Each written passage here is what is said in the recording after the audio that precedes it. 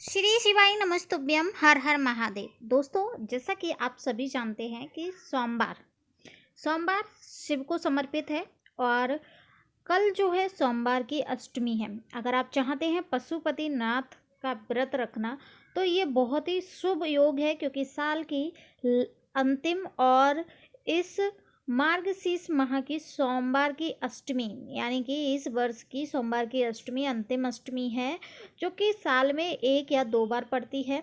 और सोमवार की अष्टमी का विशेष महत्व क्यों होता है? क्योंकि शिव और शक्ति का मिलन होता है। इसकी वजह से अगर आप पशुपतिनाथ व्रत रखना चाहते हैं तो ज़रूर से सोमवार के दिन ज़रूर से आप व्रत शुरू कर दीजिए। इससे आपको तुरंत और उचित और बहुत ही विशेष लाभ प्राप्त होंगे, क्योंकि महादेव की कृपा तो प्राप्त होती ही होती है, साथ में माता पार्वती, माता गौरा, माता देवी जो हमारी इष्ट देवी हैं, माँ सती, उनकी कृपा प्राप्त होती है। तो ऐसे में अगर आप पशुपतिनाथ का व्रत रखना चाहती हैं तो बहुत ही सुगम योग है, बहुत ही अच्छा योग है, आप जरूर से शुरू कर दीजिए। दोस्तों, जैसा कि आप सभी जानते हैं, इस चैनल पर पशुपतिनाथ के व्रत की जो सुबह की पूजा है उसके काफ़ी वीडियो आ चुके हैं, आपको डिस्क्रिप्शन में मिल जाएंगे, नहीं तो आई बटन पर भी मैं मेंशन कर दूंगी, आप वहां से जाके देख लीजिएगा। अब यहाँ पर बात करते हैं शाम की पूजा।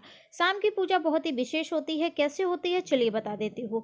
आपको क्या करना है, जो सुबह की थाली थी वही थाली में जो आपने सुबह सामग्री रखी थी, जैसे कि बेलपत्र, समी पत्र, पूजा का सामान, कपूर, अक्षत, बेलपत्र, पुष्प, जो भी आपने सामान रखा था वही उसी सामग्री से आपको शाम की पूजा करनी है। सिर्फ और सिर्फ आपको जल यहाँ पर रखना है, क्योंकि हमने सुबह पंचामृत से भगवान को स्नान कराया था, अभिषेक कराया था, तो हमें शाम को ज़रूरत नहीं है। हमें सिर्फ और सिर्फ यहाँ पर दीपक लगाने हैं, 6 दीपक। तो आप कोशिश करिएगा, आटे के दीपक बना लीजिए, छोटे छोटे गोल बाती बनाइए, बाती में घी रखिए। 6 दीपक बनाने हैं। थोड़ा सा सीरा बना लीजिए, यानी कि रवा का हलवा बना सकते हैं आप, या फिर खीर भी बना सकते हैं। लेकिन आपको ये जो बनाना है, जो भी प्रसाद बनाएंगे वो आपको उतना ही बनाना है जितना आप भोग लगा सके और आप ग्रहण कर सके।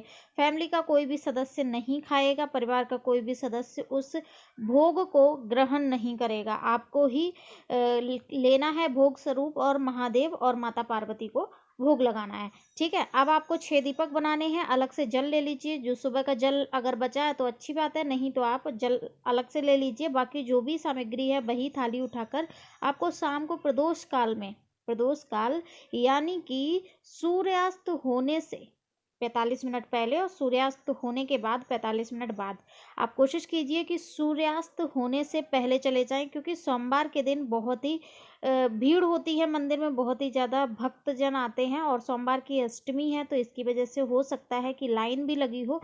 ऐसे में अगर आप पूजा जो करते हैं वो आपको एक शांत मन में करनी चाहिए, तो आप शाम के समय सूर्यास्त से पहले जाएंगे तो ज़्यादा भीड़ नहीं होगी। जिन्होंने व्रत रखा होगा वो ही भक्त वहाँ पर मौजूद होंगे, तो आप इस समय को निश्चित कर लीजिए। और आपको प्रसाद बनाना है, प्रसाद मीठा बनाइए। आपको जो भाग करने हैं, 3 भाग गुरुजी बताते हैं अपनी कथा में, जो भाग करने हैं वो आपको मंदिर में ही करने हैं। आपको जाना है मंदिर में, जैसे कि आप महादेव की पूजा करते हैं रोज, वैसे ही आपको पूजा करनी है, आरती करनी है, कपूर की आरती करनी है, अक्षत वगैरह जो भी चंदन वगैरह है वो आपको लगाना है। बाबा से झोली पसार कर अपनी मुराद मांगनी है, अपनी मनोकामना बोलनी है। उसके साथ आपको चावल चावल या पुष्प रखकर आपको 6 दीपक रखने हैं जमीन पर। प्रसाद के 3 भाग कर लेने हैं, 2 भाग वहीं पर रखने हैं, बाबा को भोग लगाना है, एक भाग भी वहीं पर रखा रहने दीजिए। दीपक प्रज्वलित कर लीजिए, आरती कीजिए। 5 दीपक प्रज्वलित करने हैं, इस बात का विशेष ध्यान रखें। छठा दीपक प्रज्वलित नहीं करना है, लेकिन रखना वहीं पर है। आरती कर लीजिए, बाबा को मना लीजिए, श्री शिवाय नमस्तुभ्यम का जाप कर लीजिए। जो भी आपकी पूजा है, जो भी आपको बाबा को मनाना है, जो भी प्रार्थना करनी है कर लीजिएगा। उसके बाद जो तीसरा भाग है वो उठाकर अपनी थाली में रख लीजिए। एक दीपक जो बचा हुआ है, जो आपने प्रज्वलित नहीं किया, वो दीपक उठाकर थाली में रख लीजिए। नंदी बाबा से क्षमा याचना और अपनी मनोकामना बोलते हुए मंदिर से निकलकर आना है अपने मुख्य द्वार पर द्वार के अंदर की तरफ मुख करके बैठ जाना है। जैसे आप प्रवेश करते हैं उसी अवस्था में बैठ जाना है और अपने दाहिने तरफ सीधे हाथ की तरफ थोड़े से अक्षत रखकर वो दीपक प्रज्वलित करना है। दीपक प्रज्वलित करने के बाद आपको सीधा पैर अंदर रखकर अंदर आना है। उसके बाद जो भोग लेकर आए हैं वो आपको भोग प्रसाद स्वरूप खाना है। पशुपतिनाथ से अपनी विनती करनी है कि हे बाबा, सबकी झोली भरी है, मेरी भी झोली भर देना। बहुत सच्चे मन और श्रद्धा भाव से आपका व्रत रखा है, इस प्रकार आपको ये करना। उसके पश्चात आप जो भी मीठा अगर भोजन बना रहे हैं तो अति उत्तम रहेगा। हो सके तो पराठे पूड़ी मीठा बनाकर आप खा लीजिएगा और उसके बाद आप इस प्रकार से 5 व्रत भी पूर्ण नहीं होंगे, बाबा आपकी झोली भर देंगे, इस बात की गारंटी है। वीडियो अच्छी लगी, जानकारी अच्छी लगी तो कमेंट सेक्शन में एक बार श्री शिवाय नमस्तुभ्यम अवश्य लिखे। पशुपतिनाथ महादेव आपकी मनोकामना जरूर पूरी करेंगे। मिलते हैं विशेष जानकारी के